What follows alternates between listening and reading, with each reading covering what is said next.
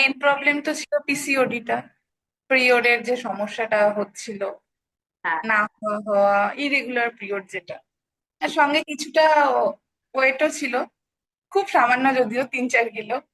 তো সেটাও একটা সমস্যা নিয়ে দিদিকে বলেছিলাম।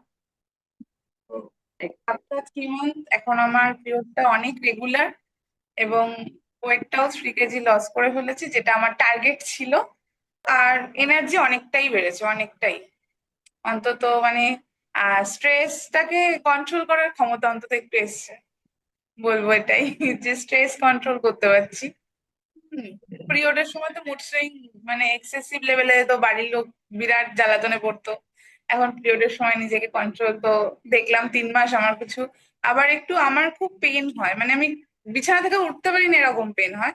তবে এই দুবার দেখছি পেনটাও একটু রিলিজ হয়েছে, একটু কম হয়েছে।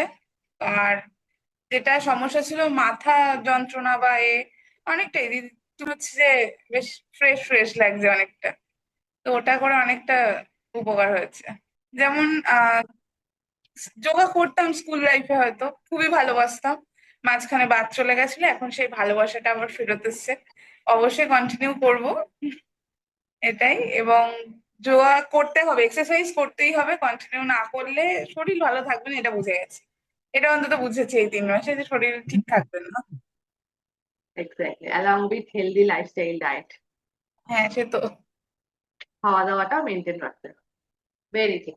ওকে, thank you for your beautiful feedback, thank you very much.